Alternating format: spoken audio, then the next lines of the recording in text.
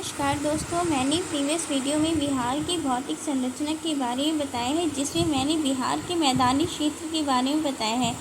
बिहार का मैदानी क्षेत्र दो भागों में बटा हुआ है, उत्तर मैदानी क्षेत्र और दक्षिण मैदानी क्षेत्र।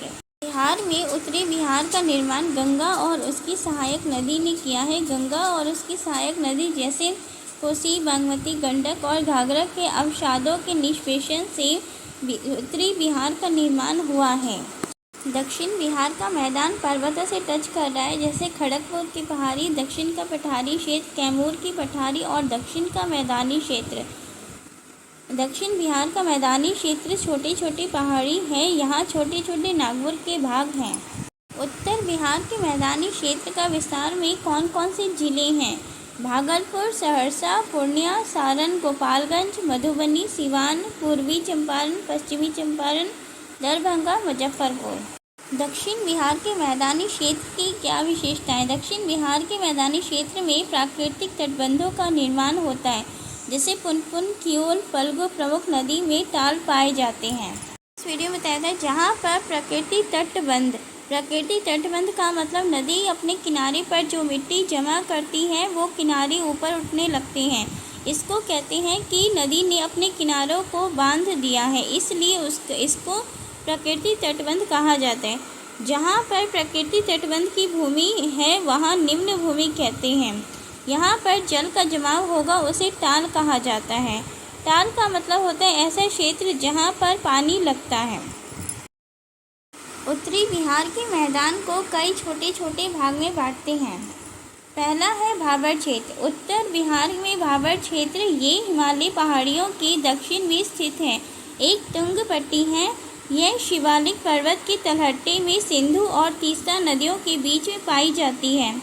ये कंकड़ों के जमाव से बनती है जो नदियाँ पहाड़ियों से नीचे लाती हैं। भाबर क्षेत्र की चौड़ाई 8 से 16 किलोमीटर तक होती है। भाबर क्षेत्र मुख्य रूप से कंकड़, बजरी और छोटे पत्थर पाए जाते हैं। ये क्षेत्र हिमालय तलहटे और शिवालिक पहाड़ियों के निचले स्तर पर पड़ता है। भाबर क्षेत्र में हिमालय से निकलने वाली नदियां अपने साथ मिट्टी, गाद, कंकड़ आदि लाती है और यहाँ जमा हो जाती है, जिससे नदियां यहाँ आकर समाप्त हो जाती है। भाबर क्षेत्र की मिट्टी पानी रिस जाने के कारण ये कृषि के लिए उपयुक्त नहीं होता। भाबर क्षेत्र का विस्तार उत्तर बिहार में किशनगंज, अररिया, सुपौल, मधुबनी, सीतामढ़ी, पूर्वी चंपारण। भाबर क्षेत्र का विस्तार पश्चिमी की अपेक्षा पूर्व में अधिक है।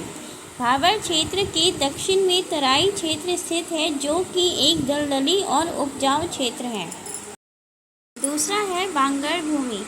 उत्तरी बिहार के मैदान का बांगर क्षेत्र, जिसे बांगर कहा जाता है, उत्तरी मैदान का सबसे बड़ा हिस्सा ये पुरानी जलोढ़ मिट्टी से बनी हुई होती है, जो कि नदी के मार्ग बदलने से पहले जमा हुई थी। बांगर क्षेत्र बाढ़ के मैदान से ऊपर स्थित है। बांगर क्षेत्र में पुरानी जलोढ़ मिट्टी पाई जाती है, जिसे स्थानीय रूप से कंकड़ कहा जाता है। बांगर क्षेत्र उत्तरी मैदान का एक महत्वपूर्ण हिस्सा है, जो भारत के उत्तरी भाग में फैला हुआ है। क्षेत्रफल की दृष्टि से बांगर क्षेत्र उत्तरी मैदानी का सबसे बड़ा हिस्सा है, जो कि उत्तर प्रदेश, बिहार और पश्चिम बंगाल जैसे राज्य में फैला हुआ है। बांगर क्षेत्र में पुरानी जलोढ़ मिट्टी, मोटे कण और कंकड़ पाए जाते हैं, जो इसे खादर क्षेत्र से अलग करते हैं।